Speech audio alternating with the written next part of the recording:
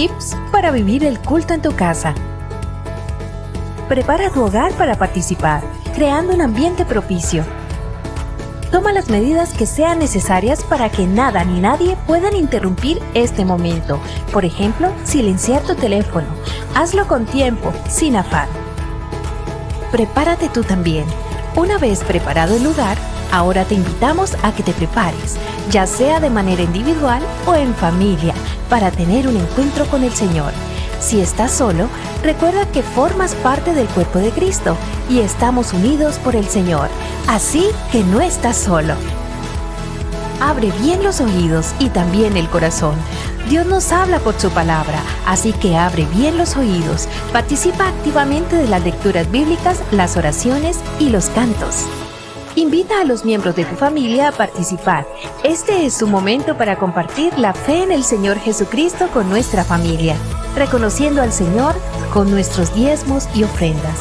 Para la entrega de tus diezmos y ofrendas, puedes comunicarte con la iglesia para indicarte cuáles son los canales abiertos para este propósito.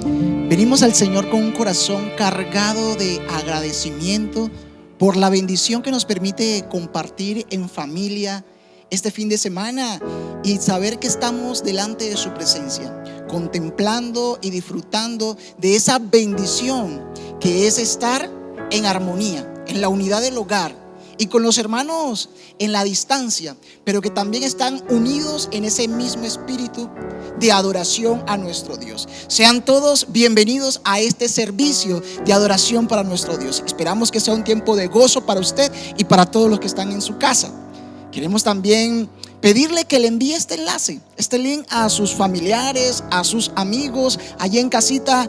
Envíeselos, compartamos con ellos. De esa manera también testificamos de Cristo mientras le adoramos y le exaltamos. Vamos a acercarnos a la palabra del Señor en el Salmo 119. Vamos a estar observando los versículos del 169 en adelante. Dice la palabra del Señor de la siguiente manera: que llegue mi clamor a tu presencia.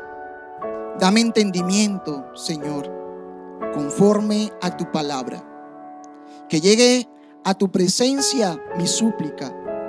Líbrame conforme a tu promesa. Que rebosen mis labios de alabanza, porque tú me enseñas tus decretos. Que entone mi lengua un cántico a tu palabra, pues todos tus mandamientos son justos. Que acuda tu mano en mi ayuda, porque he escogido tus preceptos. Yo, Señor, ansío tu salvación. Tu ley es mi regocijo. Déjame vivir para alabarte. Que vengan tus juicios a ayudarme. Cual oveja perdida me he extraviado. Ven en busca de tus siervos, porque no he olvidado tus mandamientos. Aleluya. Acerquémonos al Señor en oración, reconociendo que su gran amor nos ha guardado, que Él es fiel y justo, que Él es misericordioso. Dios escucha cuando su pueblo clama a Él. Y como el salmista elevaba al Señor un clamor, en esta mañana acerquémonos presentando nuestro clamor y nuestra súplica delante del Rey, delante de nuestro Dios, creyendo que Él escucha cuando su pueblo a Él clama. Señor, invocamos tu nombre en esta mañana. Señor, te bendecimos, Padre celestial, porque tú estás presto a escucharnos, porque tú estás presto en venir en nuestra ayuda. Míranos, Dios, necesitados, hambrientos de tu presencia, necesitados, Dios, de tus bendiciones. Padre, venimos ante ti, acudimos ante ti, rogando, Dios, que seas tú por tu gran amor bendiciendo a tu pueblo en las diversas situaciones en las cuales nos encontramos, Señor. Padre celestial, desde el fondo de nuestros corazones a ti clamamos. Te pedimos por cada familia, rogamos, Señor, por cada hogar. Te suplicamos, Dios del cielo, por cada enfermo, por cada necesidad, Señor, que haya en cada casa.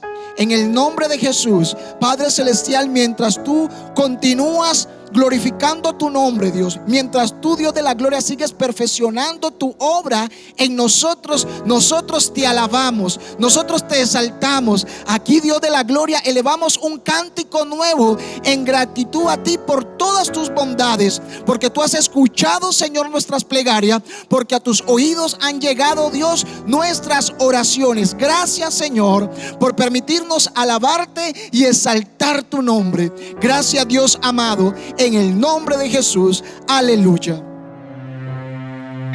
Alabemos el nombre de nuestro Señor en este nuevo día. Señor, en ti confiamos, tú eres nuestra esperanza. Vamos con alegría.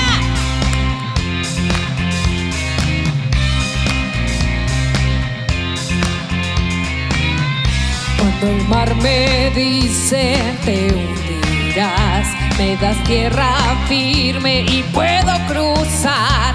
Cuando el monte dice no pasarás, tengo tu palabra y eso bastará. Oh, oh, oh, oh. Todos. Eres la fuerza que mueve mi vida.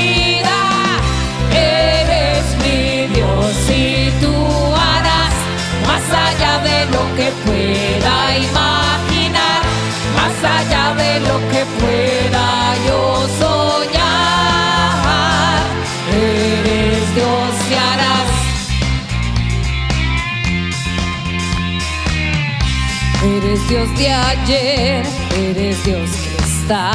Sabes lo que fue, sabes que vendrás. Eres gran yo soy, tú me sostendrás. Tú eres mi Dios, en ti puedo confiar. Oh, oh. En ti puedo descansar, Señor.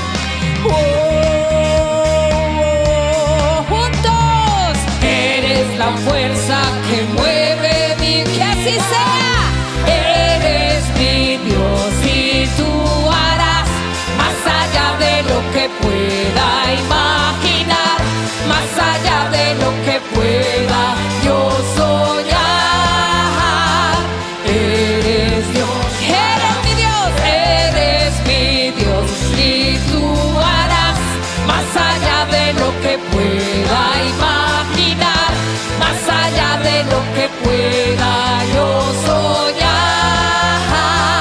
Eres Dios y harás. Mi vida has cambiado, salvado hoy. Yo vivo por tu gran amor, por tu gran amor.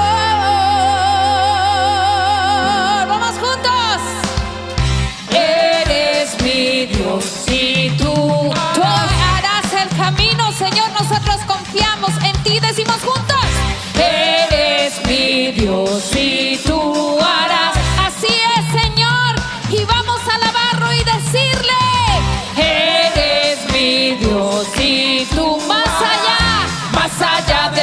que pueda imaginar, más allá de lo que pueda yo soñar. Eres Dios, eres mi Dios, eres mi Dios, y tú harás más allá de lo que pueda imaginar, más allá de lo que pueda yo soñar. Eres Dios y harás.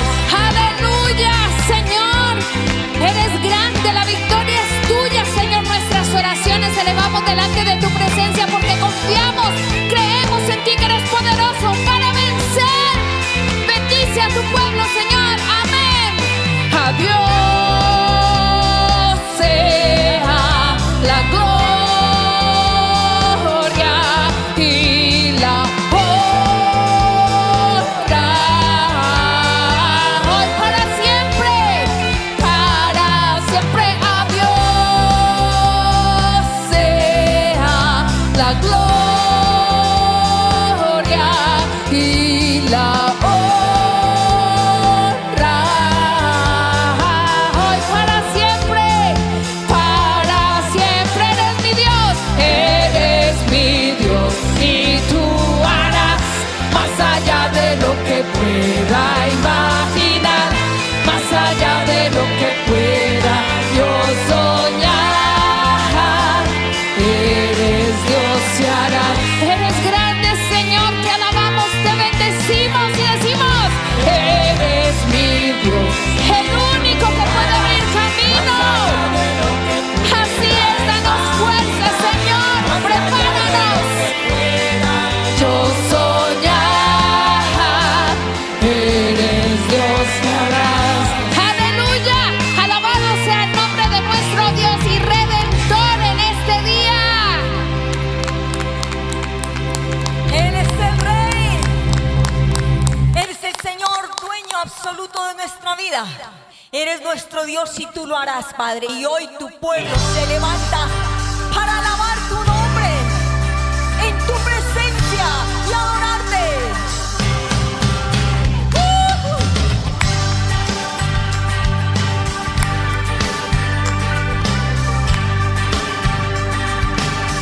Somos el pueblo de Dios, somos un pueblo especial, llamados para anunciar las virtudes de aquel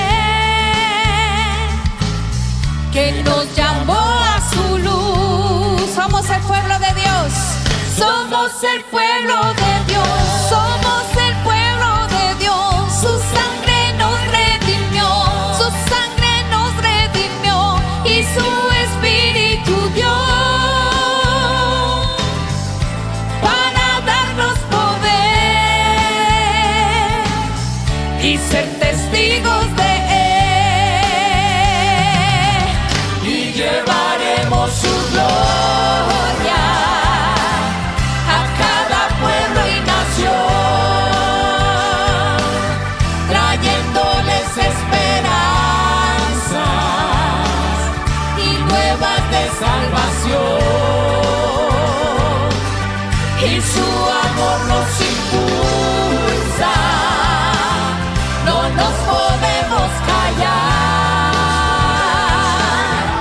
anunciaremos al mundo de su amor y verdad.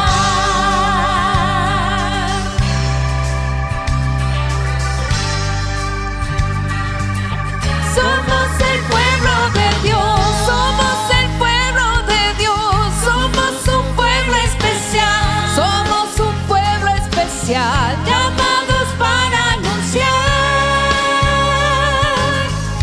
las virtudes de aquel que nos llamó a su luz. Somos el pueblo de Dios, somos el pueblo de Dios. Su sangre nos redimió y su espíritu dio para darnos poder y ser testigos de Él.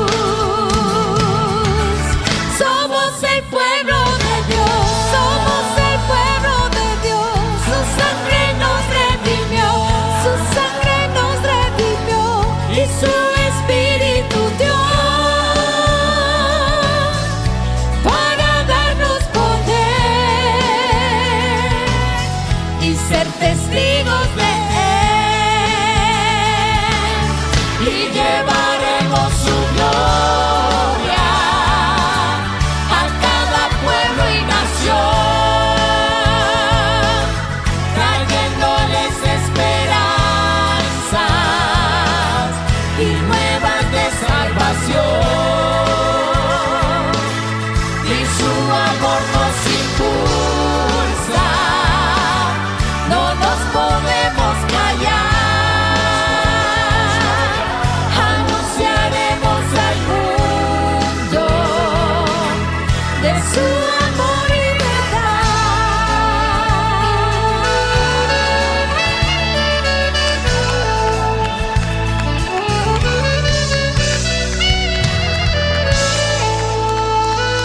Llevaremos su gloria, testigos de su grandeza, de su poder, testigos de que tú eres el Todopoderoso. Que entone mi lengua un cántico a tu palabra, pues todos tus mandamientos son justos. Salmo 119, 172. Y como todos los mandamientos del Señor son justos, nos acercamos ante Él trayendo a su presencia nuestros diezmos y nuestras ofrendas, como una expresión de gratitud, como una expresión de obediencia, pues su palabra lo dice. Que traigamos a Él nuestros diezmos, nuestras ofrendas, los acerquemos para que así haya alimento en su casa. Quiero invitarle para que usted se disponga a ofrendar a Dios con todo su corazón, con toda su voluntad, con toda su disposición, reconociendo que del Señor es la tierra y su plenitud. Por su gracia hemos sido bendecidos y vamos a compartir de lo mucho que Él nos ha dado con todos nuestros hermanos. Queremos entonces invitarle para que también comparta de eso que Dios le ha dado. Comparta en la canasta del amor, que sea de bendición para muchas personas que esperan en el Señor y están orando para que Dios también le envíe su provisión. Así que vamos a orar reconociendo a Dios que Él ha sido bueno para con nosotros, reconociendo que grandes son sus maravillas. Vamos a darle gracias por esas bendiciones. Dispongámonos entonces con un corazón muy agradecido para alabar su nombre, para glorificarle, para orar y también para ofrendar a Él. Padre, te damos gracias por tus bondades, por tus misericordias. Señor, hoy expresamos nuestra gratitud, Señor, trayendo delante de ti nuestras ofrendas, nuestros diezmos. Hoy expresamos delante de ti, Padre amado, nuestra obediencia, compartiendo también con el necesitado. Pedimos, Señor, que tú bendigas la canasta familiar de cada hogar aquí presente. En el nombre de Jesús te alabamos y te damos muchísimas gracias, oh Dios. Amén y amén.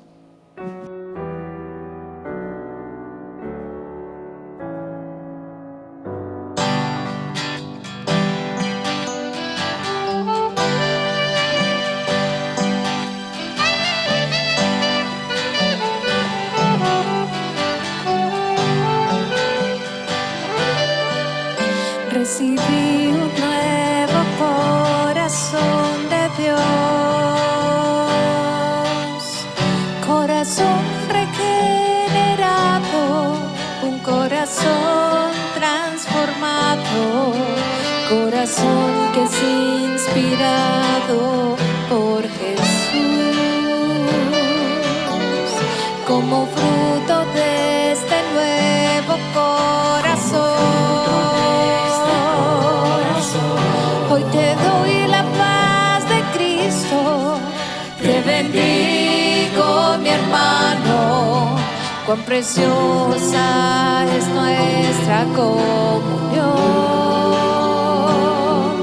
Somos cuerpo, así bien ajustado, totalmente ligado, unido, viviendo en amor, una familia donde no hay falsedades, viviendo en la verdad que expresa la gloria del Señor, una familia viviendo el compromiso del gran amor de Cristo.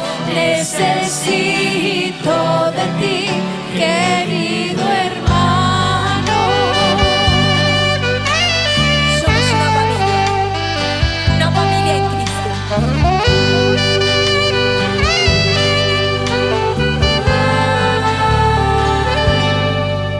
Recibí un nuevo corazón de Dios, corazón regenerado,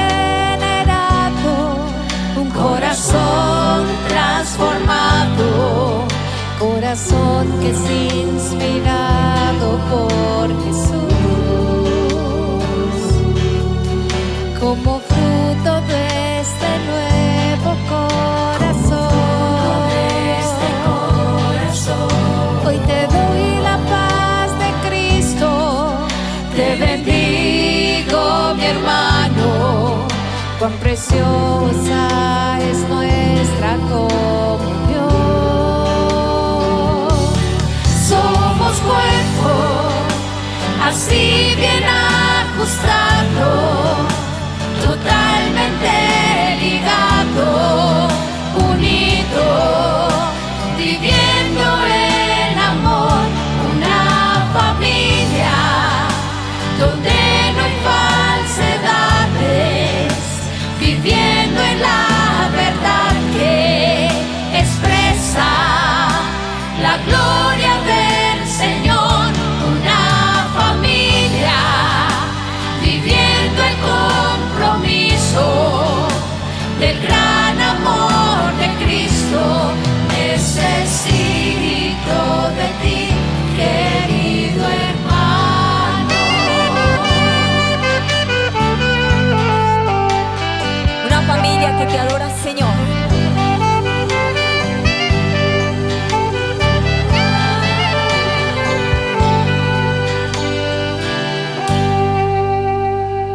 Una familia en Cristo.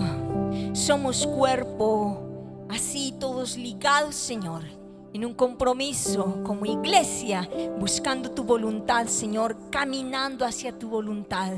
Hombres y mujeres usados para la gloria tuya, Señor. Hombres y mujeres dispuestos a servirnos los unos a los otros. Somos una familia, Señor, para llevar la verdad, para que otros te conozcan, Dios, proclamando tu grandeza, Rey de los cielos, proclamando que tú eres el Señor, el Rey, el dueño de las familias, de nuestras familias. Instrumentos en tus manos para hacer bendición en casa. Instrumentos en tus manos, Señor. Padre, gracias por este tiempo. Gracias, amado Señor. Alabarte, proclamar tu grandeza, postrarnos delante de ti, Dios. Así debe de ser siempre. Padre, en tus manos estamos. Que tu palabra llegue a todo corazón. Que tu palabra nos ministre. Gracias, Rey. Amén. Mis hermanos, qué alegría encontrarnos hoy domingo una vez más, el día del Señor, para adorarlo, para bendecirlo, para honrarle y darle todo el reconocimiento a Él, todo el reconocimiento que Él merece como nuestro Señor y dador de la vida. Hoy, en diálogo con el pastor Juan Bautista, acordamos que era una buena oportunidad para reflexionar, para acercarnos a la palabra del Señor y meditar desde allí qué es lo que el Señor tiene para decirle a la familia. En razón de que mayo y junio son 2 meses en los que se tienen celebraciones en torno a la familia, padre, madre y otras actividades allí que hay alrededor de estas fechas muy relacionadas con la familia. También abril, el Día del Niño. Entonces es una temporada en la que estamos pensando mucho en familia. Y lo que quisiera invitarles hoy es a que escucháramos un llamado del Señor en su palabra. Un llamado que podríamos denominarlo una alerta familia. Nos están cambiando las reglas. Alerta familia. Nos están cambiando las reglas. Acerquémonos a la segunda carta del apóstol Pablo a los Corintios, capítulo 11, versículo 3. Pero me temo que así como la serpiente con su astucia engañó a Eva, los pensamientos de ustedes se han desviado de un compromiso puro y sincero con Cristo. En la primera lectura que hacemos del versículo podríamos pensar que tiene que ver esto con familia, pero permítame iniciar y veremos cómo está esto relacionado con familia. Theo Donner, en un libro que él escribe, que se llama Una nueva forma de pensar, que luego es editado por la editorial CLIE y toma luego el nombre de Fe y Posmodernidad, hace una cita de Ortega y Gasset, filósofo, y va a decir lo siguiente en esa cita: los cambios más decisivos de la humanidad son los cambios de creencias, la intensificación o debilitación de las creencias. Los cambios, dice Ortega y Gasset, los cambios más decisivos de la humanidad son los cambios de creencias, la intensificación o la debilitación de las creencias. A esa cita de Ortega y Gasset va a decir Theo Donner en su libro. A partir de allí va a afirmar: lo que debemos observar es que la cosmovisión o las creencias determinan la vida humana. Las convicciones fundamentales desembocan en una conducta y una práctica, una vida determinada. Quiero volver a leer la cita tomada de Theo Donner, la expresión, la respuesta a lo que afirma Theo Donner a partir de Ortega y Gasset. Lo que debemos observar es que la cosmovisión o las creencias determinan la vida humana. Las convicciones fundamentales desembocan en una conducta y una práctica, en una vida determinada. De ahí que la manera en cómo va cambiando y ha ido cambiando la dinámica de la familia, su constitución, sus patrones, responden a la cosmovisión y a las creencias que tenemos hoy. La manera en cómo van cambiando las dinámicas, la composición, la organización de la familia está ajustado y responde al cambio de cosmovisión y creencias. Es por esto que afirmar, cuando nos acercamos al libro de Génesis, primer libro de la Biblia, al libro de Génesis, y leemos allí que el matrimonio es una institución ordenada por Dios y que esto fue así desde el mismo momento de la creación. Génesis capítulo 2, versículo 24 dice: el hombre deja a su padre y a su madre y se une a su mujer y los dos se funden en un solo ser. A partir de allí podemos llegar a concluir que el matrimonio, a la luz del diseño de Dios, es entre un hombre y una mujer. Ese postulado resulta ofensivo y hasta genera tensión en un momento como el que vivimos. Es más, es posible que usted en este momento se siente incómodo, tenso hacia el concepto que estamos retomando de la Escritura. Hasta hace algunas décadas, 2 décadas, hablar del principio que acabo de compartir de la Escritura, que surge de Génesis capítulo 2, de la constitución, del diseño de la familia, del diseño de Dios para la familia, que es una relación entre un hombre y una mujer. Hablar de ese principio bíblico era algo de aceptación general. Muy pocas personas tendrían reparo hace 2 décadas atrás con relación al tema. Pero gracias al progresismo, que ha logrado permear e invadir todas las esferas de la sociedad, hoy es cuestionado este valor. Es cuestionado este principio, esta creencia. Y no solo cuestionado, sino que lo hemos cambiado, lo hemos alterado. Es por esto que creo que debemos revisar muy bien el sistema de valores, el fundamento, la perspectiva del matrimonio, la familia, de sus relaciones, de su composición, para generar un cambio decisivo, radical. Y ese cambio decisivo y radical que pretendo invitarle hoy a retomar es un cambio, es un ajuste. Ese ajuste implica volver al punto de partida, volver al Génesis capítulo 2. Es urgente. Y por eso le decía, alerta familia, nos están cambiando las reglas. Y por eso es urgente reflexionar y hacer un cambio, volver al fundamento de la familia. Es decir, a los principios, a los valores, a las perspectivas, a la perspectiva del Señor. Y ese volver al fundamento, volver al origen, volver al principio bíblico, no responde a un capricho, a un deseo, a un anhelo de algún orador, algún expositor, algún escritor, de algún pastor de turno. Ni siquiera responde al capricho o antojo de la iglesia a la cual podemos pertenecer o la iglesia de nuestro tiempo. Ese llamado a reflexionar, ese llamado a alerta iglesia, nos están cambiando las reglas. Ese llamado se debe a que el mismo Señor en su palabra, en Romanos capítulo 12, versículo 2 nos dice: no se amolden al mundo actual, sino sean transformados mediante la renovación de su mente. Así podrán comprobar cuál es la voluntad de Dios, buena, agradable y perfecta. No se amolden. El discípulo, y Pablo le está hablando a la iglesia de Roma en Romanos. Le está hablando, inspirado por el Señor, le está hablando a la iglesia y así a nosotros. No se amolden al mundo actual. No se ajusten a los principios, valores, a los preceptos, a la visión, al horizonte que plantea el mundo actual. Tenemos un llamado a ajustarnos a la palabra del Señor.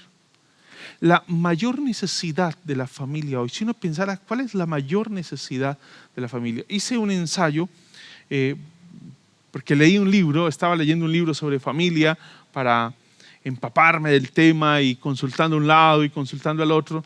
Y me llamó la atención una referencia que había en uno de los documentos, y es que hicieron una consulta en internet, en páginas aún cristianas, de qué era la mayor necesidad para la familia hoy. Entonces se hablaba de cultivar espacios para compartir. El libro, el documento hablaba de la respuesta, de encontrar espacios para compartir, tener unos tiempos para el descanso, ocuparse de la educación de los hijos, tomar un día a la semana para compartir y salir y tener un espacio de encuentro el uno con el otro. Un poco de situaciones y de cosas que exponían. Todas muy valiosas, no vamos a descalificarlas, todas muy valiosas. Lo cierto es que, aunque valiosas, hay algo todavía más valioso que la iglesia debe hoy recuperar. Hay algo más valioso. Y la mayor necesidad de la iglesia, de la familia, el día de hoy es volver a los principios de su diseñador. La mayor necesidad es volver a su diseñador, a su creador, a sus principios, De manera que hoy tenemos un llamado a darle un viraje al norte que está teniendo, a la dirección que está tomando la familia. Y para ponerlo en un contexto, como estamos en un contexto de reformas, porque entendemos que lo que ha despertado toda esta situación de tensión en Colombia fue la reforma tributaria, pues yo me voy a atrever a lanzar una reforma, y es que necesitamos una reforma a la familia. Y esa reforma a la familia es en razón de que la iglesia necesita reformarse, y lo tomo en el siguiente sentido. La iglesia necesita hacer una reforma como la que vivió la iglesia en el siglo XVI. Y la reforma del siglo XVI fue un llamado a la iglesia a volverse a la palabra, a Cristo, a volverse a la palabra. La reforma estaba asociada a eso. Es posible que este anuncio genere tensión. Espero sí que no vaya a generar un caos como el que generó la reforma tributaria, ¿sí? Pero sí espero y sí anhelo que genere tensión, nos incomode, porque tenemos que estar claros en algo, y es que la familia necesita una reforma, necesita volverse a los principios trazados por su diseñador. Es posible que pensar en una reforma a la familia, en los términos que lo estoy planteando, aún al interior de la iglesia hoy levante una tensión. pero es necesario levantar la atención. Espero que no un caos, insisto, como el de la reforma tributaria, pero sí una atención, porque necesitamos pensarnos desde la palabra.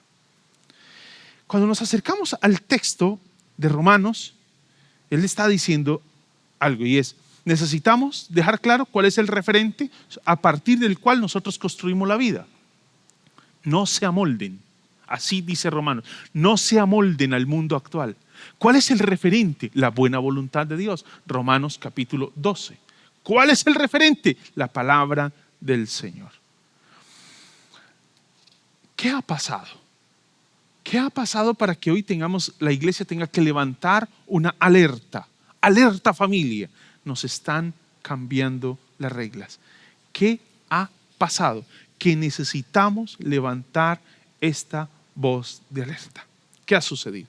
Cuando nos acercamos a la segunda carta de Corintios, que es el texto del cual quiero compartir hoy, segunda carta de Corintios es una carta en la que, inspirado Pablo por el Señor, está hablándole a la iglesia en un llamado a abrazar la ética del Evangelio, a abrazar la ética de la cruz.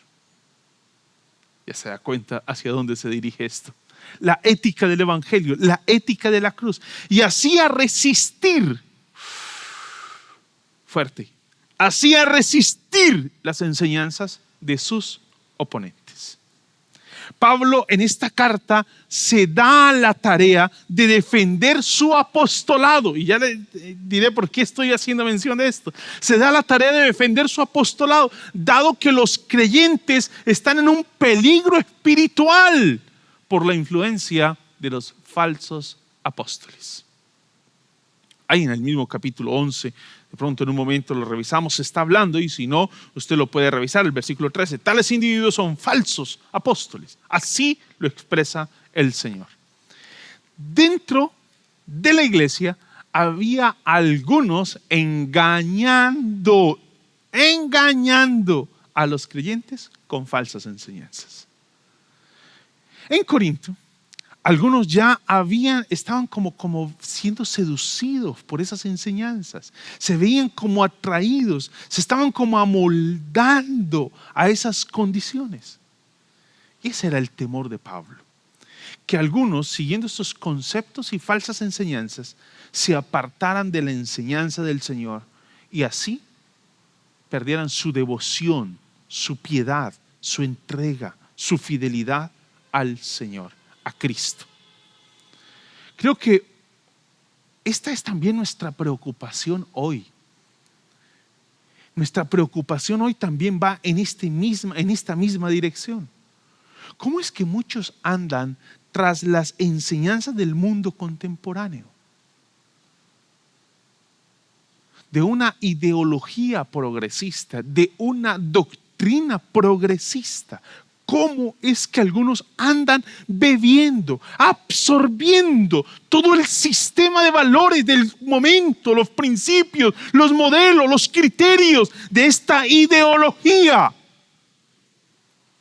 que está logrando minar la fe de los creyentes? Y no solo con relación a la familia.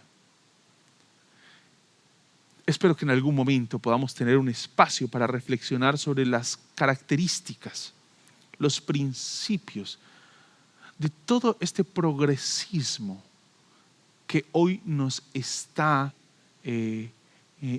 seduciendo, para entender un poco y poder como calcular a qué nos estamos enfrentando. El apóstol Pablo, en el versículo que estamos leyendo, está haciendo un paralelo entre Eva y los corintios. Está haciendo un paralelo. Y lo que está planteando Pablo es que los de Corinto, ¿sí?, una vez mostraron fidelidad a Cristo, caminaron con Él, fueron firmes en su peregrinar con Él, pero ahora corren el riesgo de ser engañados. Ahora están como Eva, con el riesgo de ser engañados. Pablo va a expresar que tiene temor. Versículo 3 va a iniciar de esa manera. Temo, pero me temo que. Y es que al parecer aún no se habían apartado, pero ya han comenzado a endulzarles el oído. Se sienten seducidos, estaban en grave peligro de ceder a la seducción a la que estaban expuestos. Pablo procede a expresar que es así como ya ocurrió. ¿Y dónde ocurrió? Génesis capítulo 2, 3, así como ya ocurrió con Eva, Génesis capítulo 3, puede ocurrir ahora. Puede ocurrir ahora. Escuche el ejemplo que nos da la escritura con relación a Eva, que es lo que Pablo está trayendo a colación.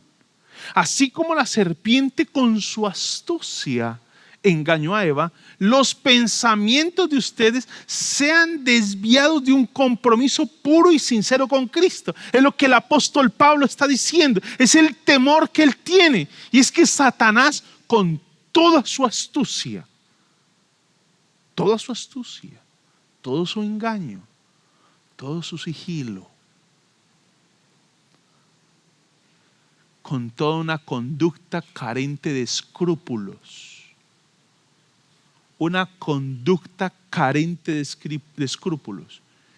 y con una sutileza que ni la iglesia ha logrado discernir, cómo se nos ha entrado a las mismas congregaciones y ha hecho nido entre nosotros. Y ha logrado seducir y sedujo a la mujer, a Eva, llevándole al corazón las falsas imágenes hasta entenebrecer el corazón. Fue así como fue llevada a admitir que la mentira era verdad. Eva cayó.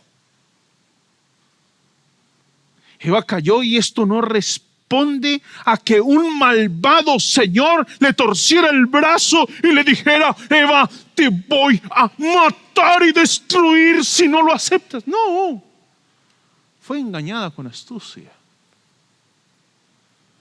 Eva, al parecer, no estaba lo suficientemente entregada al Dios que la creó como para resistir los halagos. Escuche lo que dice Génesis capítulo 3, versículo del 1 al 5. Bueno, no lo leeré todo, pero sí algunos apartes en esa sección, 3 del 1 al 5. Le dice la serpiente a Eva con un sigilo: Eva, con que Dios te ha dicho, ¿no comeréis de ningún árbol del huerto?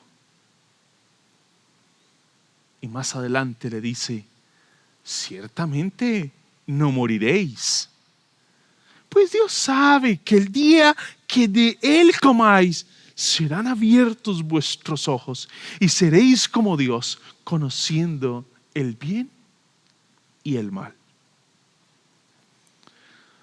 Todo resultó ser un engaño. Eva y Adán nunca fueron como Dios. Nunca fueron como Dios. La tragedia fue de tal dimensión, que no la logró calcular Eva. Y hasta el día de hoy, tú y yo vivimos las consecuencias, la muerte. Qué similar esto que estamos viendo en Génesis capítulo 3 con lo que está pasando en el texto en Corinto, y lo que pasa hoy con nosotros. Alerta, iglesia, nos están cambiando. Alerta, familia, nos están cambiando las reglas. La imagen de un Pablo celoso. Y esa expresión está ahí. Creo que el apóstol Pablo la pone con mucha fuerza. En el versículo 2. El celo que siento por ustedes, capítulo 11, versículo 2, proviene de Dios, pues los tengo prometidos a un solo esposo, que es Cristo, para presentárselos como una virgen pura. ¿Qué tal la imagen que toma Pablo y el papel de Pablo en medio de la iglesia? El amor de Pablo se manifiesta en una profunda preocupación por el bienestar de la iglesia, por el bienestar espiritual de la iglesia. por la facilidad en cómo ellos han sido seducidos. Y en medio de todo eso está preocupado por el futuro si no se arrepienten y vuelven al Señor. Está preocupado. Esa figura de Pablo, que es la figura como de un padre, es una figura de un padre. Él se ve como padre y ve a Dios, al Señor Jesús como el esposo y a la iglesia como la esposa. Y Pablo se ve como el padre de esa iglesia. Esa figura es tomada del Antiguo Testamento.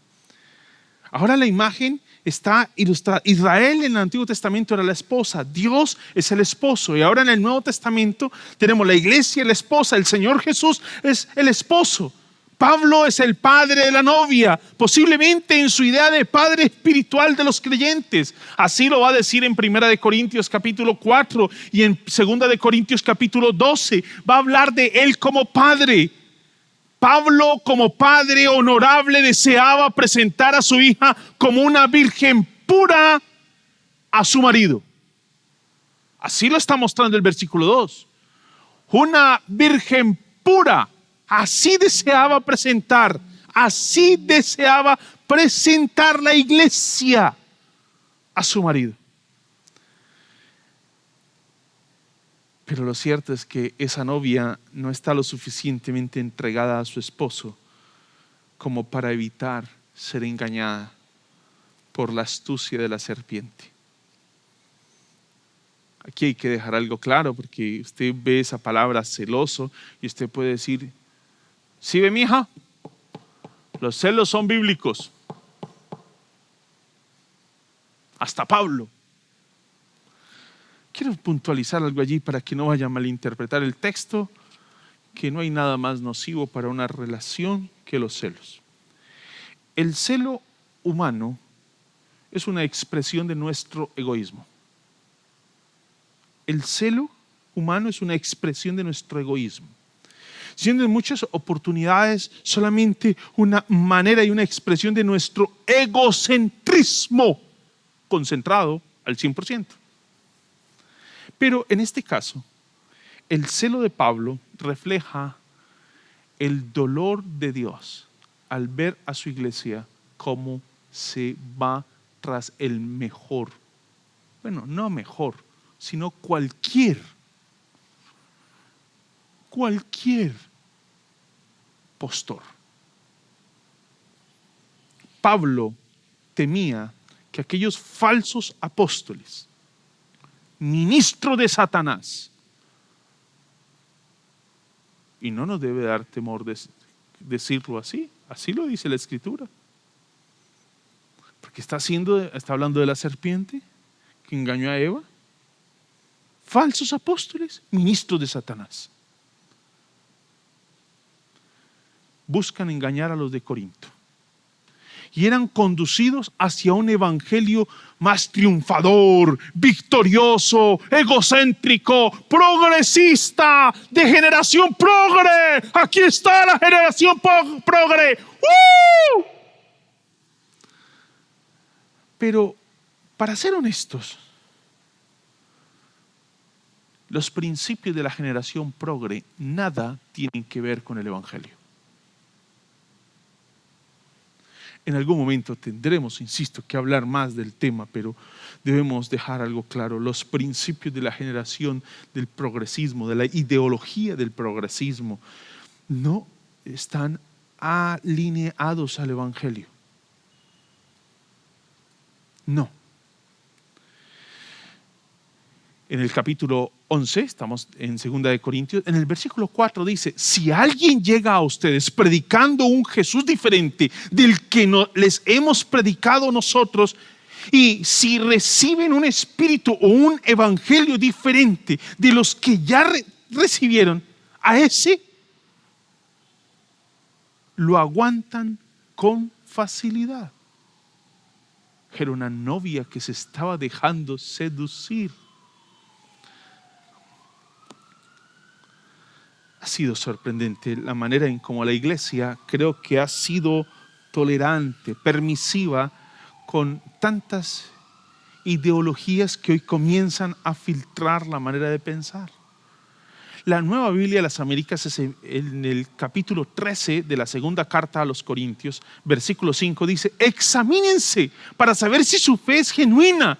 Pruébense a sí mismos. Sin duda saben que Jesucristo está entre ustedes. De no ser así, ustedes han reprobado el examen de la fe genuina.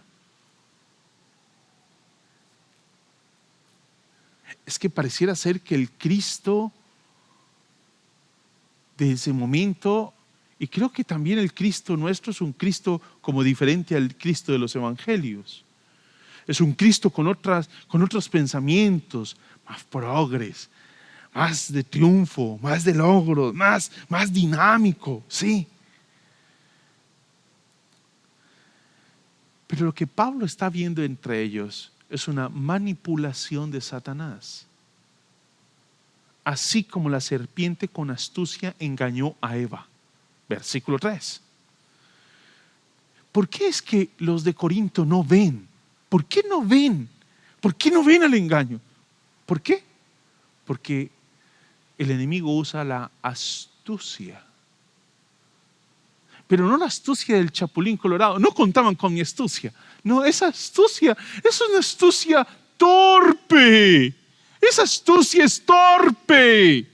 No.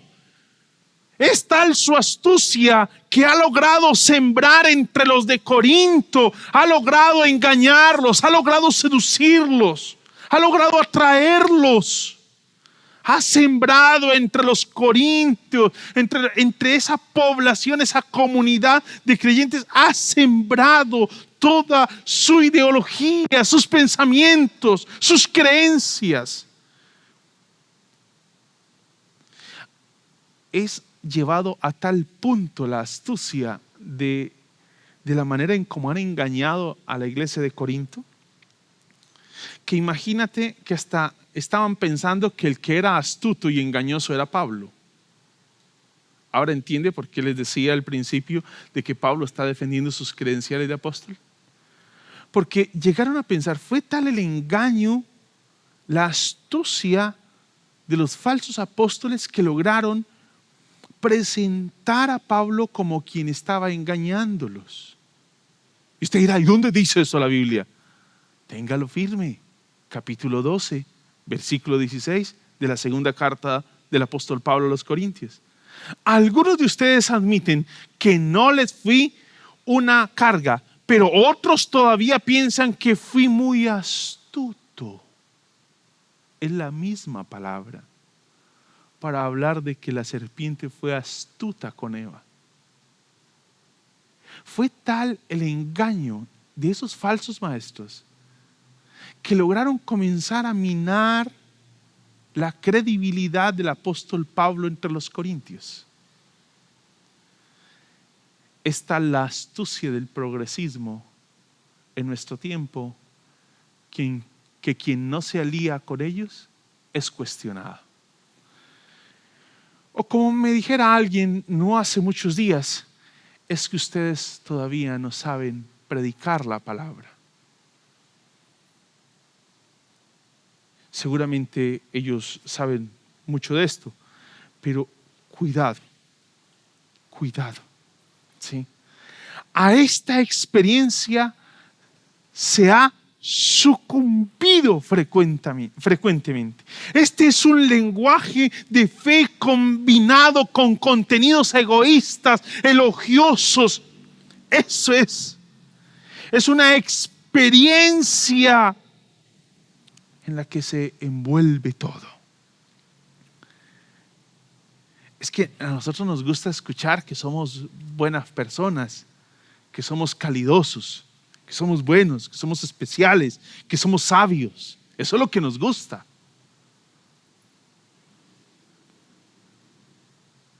Donald Carson, hablando de este texto, Donald Carson es un teólogo norteamericano, hablando de este texto que les estoy compartiendo, dice lo siguiente: nos gusta oír lo especial que somos. Y de una vez les digo, el progresismo sí que sabe de eso. Los sabios, bienaventurados, en especial si como consecuencia otros se ven rebajados? Nos gusta que nuestro cristianismo esté menos conformado con la cruz. ¿Recuerda el propósito de la segunda carta? Mostrar la ética de la cruz. Sigue diciendo Donald Carson.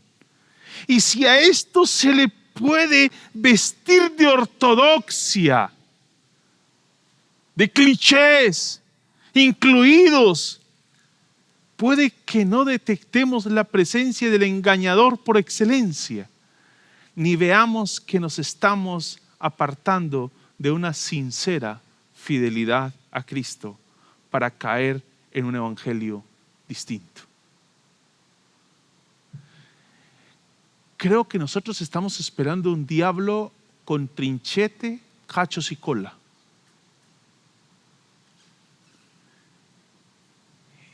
Y resulta que ahora lo tenemos sentado en la iglesia y no tiene ni trinchete, ni cachos, ni cola. Se viste hasta de pastor, se viste de anciano, se viste de diácono, se viste de líder, se viste de lo que se visten los creyentes. El peligro de ser engañados es permanente, permanente. Y es lo que va a expresar el capítulo 11, versículos 13 al 15, estoy en 2 de Corintios. Estos individuos son falsos apóstoles, son obreros engañosos que se disfrazan de apóstoles de Cristo, pero no me sorprende para nada. Aún Satanás se disfraza de ángel de luz. Así que no es de sorprenderse que los sirven también se disfracen de siervos de la justicia. Al final recibirán el castigo por sus acciones perversas, que sus acciones perversas merecen. ¿Recuerda la frase de Ortega y Gasset con la que inicié, que es la cita que hace Theo Donner en su libro Una nueva forma de pensar? Los cambios más decisivos de la humanidad son los cambios de creencias, la intensificación o debilitación de las creencias. Y Theo Donner a esto dice, lo que debemos observar es que la cosmovisión o las creencias determinan la vida humana. La cosmovisión o la creencia determina mi manera de vivir, lo que voy a hacer, qué va a ser la manera de administrar mi vida, mi familia, mis relaciones, la dinámica familiar, la manera de la conformación y constitución del núcleo familiar. ¿Quién lo está determinando? Pues lo está determinando los nuevos valores que hoy tenemos, las nuevas creencias. Las nuevas creencias. No hay nada más contundente que cuando logran cambiarnos nuestras creencias, nuestros valores, nuestros principios, nuestros puntos de partida. Nada hay más determinante que esto. Las convicciones fundamentales desembocan en una conducta y una práctica, en una vida determinada. Así dice Theo Donner. El apóstol Pablo está considerando algo similar. Los pensamientos de los corintios están siendo desviados, están siendo pervertidos esos pensamientos. Pablo habla acerca de la corrupción de la mente, tal como Satanás atacó la mente de Eva. Asimismo, los intrusos atacan para cambiar el pensamiento de los corintios. Y hoy están atacando el pensamiento de nuestra juventud y nuestros niños, cambiándoles el chip. Si se da cuenta que sí tiene algo que ver con la familia. Recuerde, los cambios más decisivos de la humanidad son los cambios de creencias. Y están logrando cambiar el chip de nuestra juventud. Medio de comunicación. A nuestros hijos los adoctrinan en la escuela.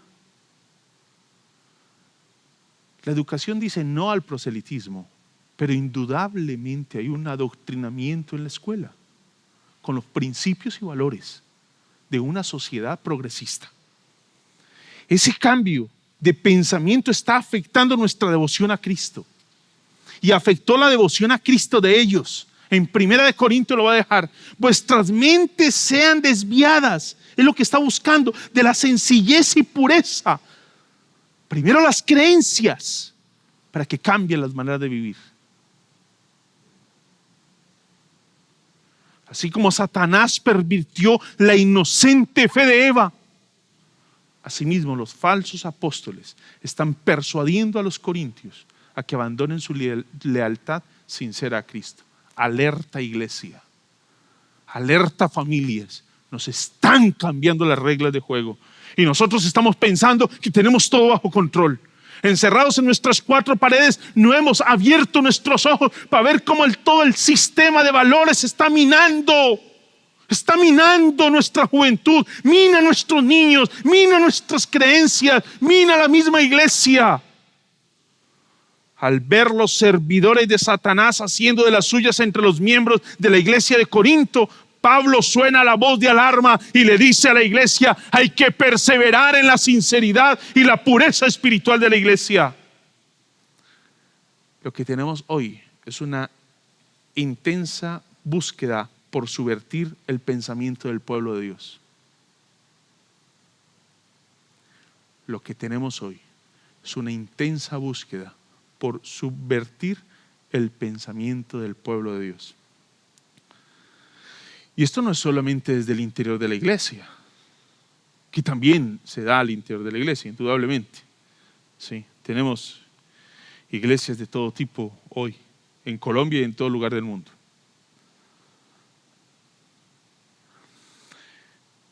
También tenemos falsos maestros de la cultura que enseñan cosas contra el orden creado por Dios. Y esos son los maestros que le están enseñando todos los días a sus hijos en la escuela. ¿Y usted, padre, dónde está? ¿Dónde está?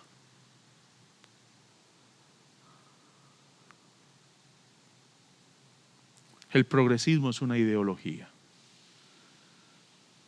Es una doctrina que tiene unas características que buscan alterar el orden divino. Indudablemente. Creo que lo que tenemos que hacer es enfatizar una devoción sencilla y pura a Dios, un amor inquebrantable del cristiano por su Señor. ¿Qué define eso de devoción? ¿Sí? ¿Qué define mi devoción a Cristo? ¿El venir a la iglesia? ¿El saber textos bíblicos? No. ¿El tener claras las creencias de la fe cristiana? No. Una relación con Dios y su palabra. Eso es lo que define una devoción. Una relación firme con Dios y su palabra, en la que Cristo es el Señor y su palabra es lo que nos ordena. Al igual que Eva, hoy se nos dice a nosotros, hoy se nos está zumbando, hoy suena a nuestros oídos y nos dice: ¿con que Dios les ha dicho que el matrimonio es entre un hombre y una mujer? ¿Con que Dios les ha dicho honrar padre y madre? ¿Con que Dios les ha dicho el matrimonio es el contexto para vivir la sana vida sexual? ¿Con que Dios les ha dicho eso?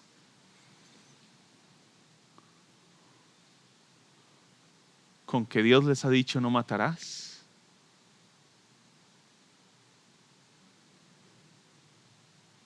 El aborto, ¿no?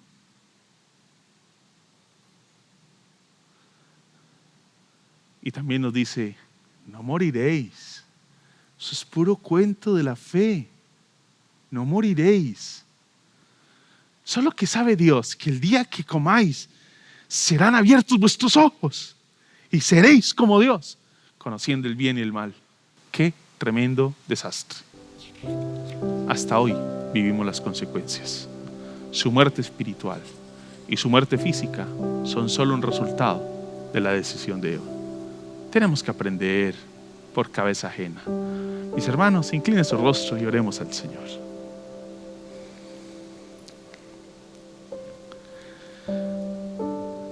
Gracias, Dios, por tu palabra y el llamado que nos haces hoy a acercarnos a ti.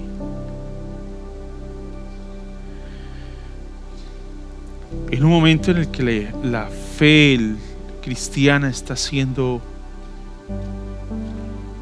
cuestionada, la autoridad de la palabra, la autoridad de Cristo como Señor está siendo cuestionada.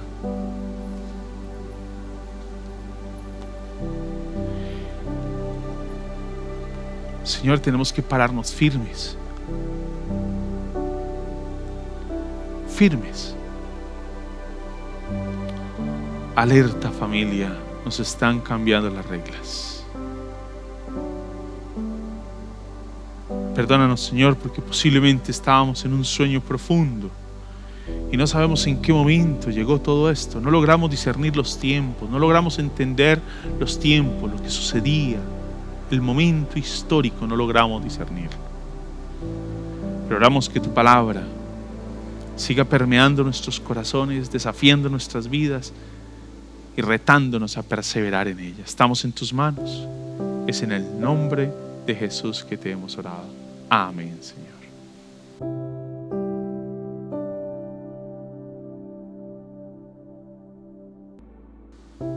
Ok, pastor.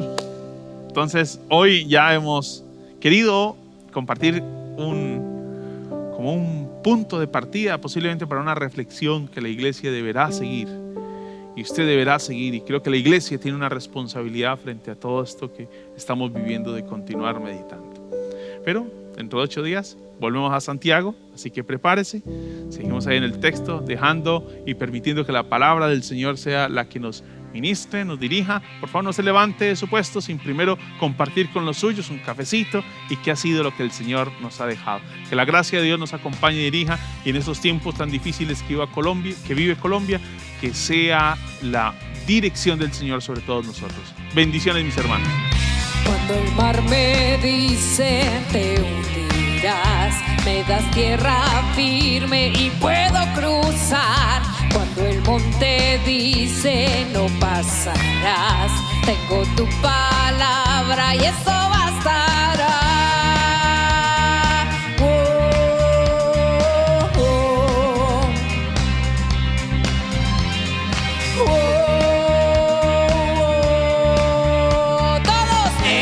La fuerza que mueve mi vida, eres mi Dios y tú harás más allá de lo que pueda imaginar, más allá de lo que pueda yo soñar. Eres Dios y harás.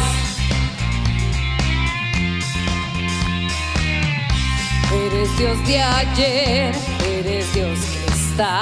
Sabes lo que fue, sabes que vendrás. Eres gran yo soy, tú me sostendrás. Tú eres mi Dios, en ti puedo confiar.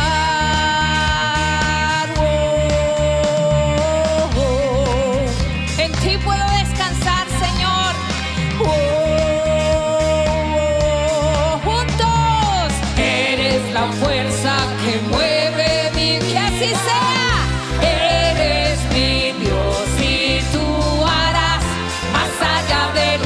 Pueda imaginar, más allá de lo que pueda yo soñar. Eres Dios, eres mi Dios, eres mi Dios y tú harás más allá de lo que pueda imaginar, más allá de lo que pueda yo soñar. Eres Dios y harás. Has cambiado, salvado y yo vivo por tu gracia.